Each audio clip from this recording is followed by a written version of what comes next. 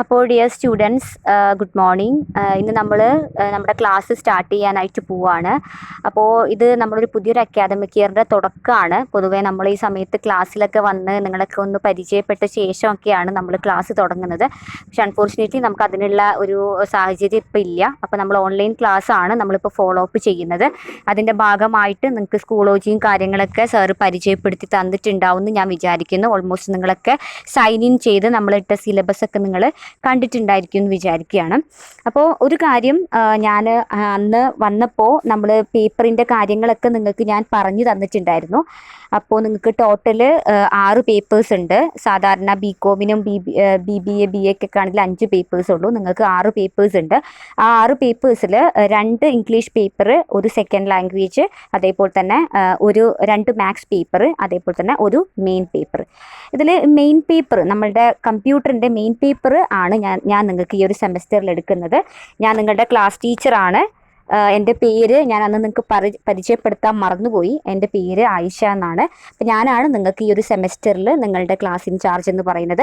അപ്പോൾ ഇതൊരു online platform ആയതുകൊണ്ട് തന്നെ നിങ്ങൾ ഒരു ഭാഗത്തിരുന്ന് കേൾക്കണു, നമ്മളൊരു ഭാഗത്തിരുന്ന് ക്ലാസ് എടുക്കണു. നമ്മൾ ഡയറക്റ്റ് കണ്ടിട്ടുള്ള ഒരു ക്ലാസ് എടുക്കുന്ന ഒരു മെത്തേഡല്ല. അതുകൊണ്ട് തന്നെ നിങ്ങൾക്ക് ഒരുപാട് എന്താ പറയുക, ചിലത് മനസ്സിലാവാത്ത പ്രശ്നങ്ങളുണ്ടാവും, ചിലരുടെ വീഡിയോസിൻ്റെ പ്രശ്നങ്ങളുണ്ടാവും. അങ്ങനെ ഒരുപാട് കാര്യങ്ങൾ ഒരുപക്ഷെ നിങ്ങൾ ഫേസ് ചെയ്യേണ്ടതായിട്ട് വരും. അപ്പോൾ അങ്ങനെയുള്ള ബുദ്ധിമുട്ടുകൾ ഉണ്ട് എന്നുണ്ടെങ്കിൽ നിങ്ങൾ അത് എന്നെ ഇൻഫോം ചെയ്യണം. ഞാൻ ക്ലാസ് ടീച്ചർ ആയതുകൊണ്ട് മാത്രമല്ല, നിങ്ങൾ ഇൻഫോം ചെയ്ത് കഴിഞ്ഞാൽ എനിക്കത് മറ്റു ടീച്ചേഴ്സുമായിട്ടും വേഗം അത് ഇൻട്രാക്ട് ചെയ്തിട്ട് അതിനൊരു സൊല്യൂഷൻ കണ്ടുപിടിച്ച് തരാനായിട്ട് പറ്റും. അതല്ല, നിങ്ങൾക്ക് സബ്ജക്റ്റ് റിലേറ്റഡ് ആയിട്ടുള്ള ഡൗട്ടുകൾ ഉണ്ടെന്നുണ്ടെങ്കിൽ നിങ്ങൾ അത് സബ്ജക്റ്റ് റിലേറ്റഡ് ടീച്ചേഴ്സുമായിട്ട് ഡിസ്കസ് ചെയ്യുക. എന്നിട്ടും നിങ്ങൾക്ക് സൊല്യൂഷൻസ് കിട്ടുന്നില്ല എന്നുണ്ടെങ്കിൽ നിങ്ങൾ ആ കാര്യം എന്നെ അറിയിക്കാനും മറക്കരുത് കേട്ടോ. അപ്പോൾ നമ്മൾ ക്ലാസ് സ്റ്റാർട്ട് ചെയ്യുകയാണ്. ഈ ഒരു വീഡിയോയിൽ ഞാൻ ജസ്റ്റ് ഈ ഒരു ബേസിക് ആയിട്ടുള്ള കാര്യങ്ങൾ പറയാൻ വേണ്ടി മാത്രമാണ് ഞാൻ ഈ വീഡിയോ ചെയ്തത്. ഇതിന് തൊട്ട് താഴെ ഞാൻ ഇടുന്ന ലിങ്കിലാണ് നമ്മളുടെ ക്ലാസ് സ്റ്റാർട്ട് ചെയ്തിട്ടുള്ളത്.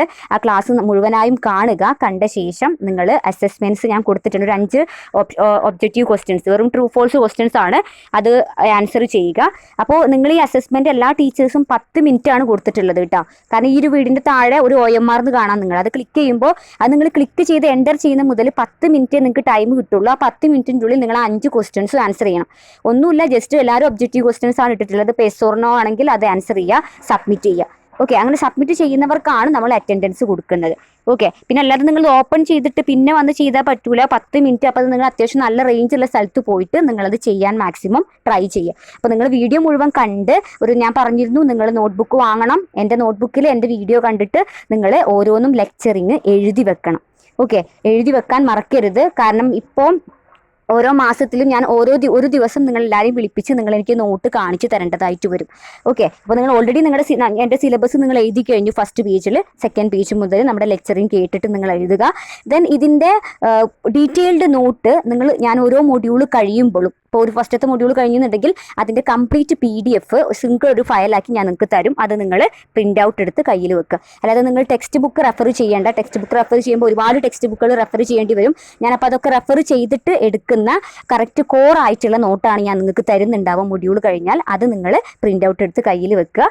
അതേപോലെ ലെക്ചറിങ് നോട്ട് എഴുതാനായിട്ട് മറക്കരുത്. ഞാൻ പറയുന്ന ദിവസം നിങ്ങൾ എനിക്കത് സബ്മിറ്റ് ചെയ്യേണ്ടതായിട്ട് വരും. അതിനൊക്കെ കൂടിയിട്ടാണ് നമ്മൾ ആ 15 മാർക്ക് ഇൻറ്റേർണൽ മാർക്കായിട്ട് തരുന്നത്. അപ്പോൾ അതാരും കളയാതിരിക്കുക. നല്ല കുട്ടികളായി വീഡിയോ ഒക്കെ കണ്ടിട്ട് നന്നായിട്ട് നോട്ടൊക്കെ എഴുതി അന്നന്ന് എടുക്കുന്നത് കുറച്ചായിട്ടേ എടുക്കുന്നുള്ളൂ. കാരണം നിങ്ങൾ സ്റ്റാർട്ടിങ് ക്ലാസ് ആണ്. കുട്ടികൾക്ക് ചിലർ സബ്ജക്ട് നോളജ് ഉള്ളവരുണ്ടായിരിക്കും, ചിലത് വേറെ സ്ട്രീമിൽ നിന്ന് വന്ന കുട്ടികളുണ്ടായിരിക്കും. അപ്പോൾ എല്ലാവർക്കും മനസ്സിലാവുന്ന രീതിയിൽ വളരെ സിമ്പിളായിട്ടാണ് ഞാൻ എടുക്കുന്നത്. അപ്പോൾ എടുക്കുന്ന കാര്യങ്ങൾ അന്നന്ന് തന്നെ ഒന്ന് ജസ്റ്റ് വീഡിയോ ഒക്കെ കണ്ട് ഒന്ന് മനസ്സിലൊന്ന് ജസ്റ്റ് പറഞ്ഞു നോക്കുക. വളരെ സിമ്പിളായിട്ടുള്ളതാണ്. സ്റ്റാർട്ടിങ്ങിലെ നമ്മളൊപ്പം വരിക നിങ്ങൾ കേട്ടോ.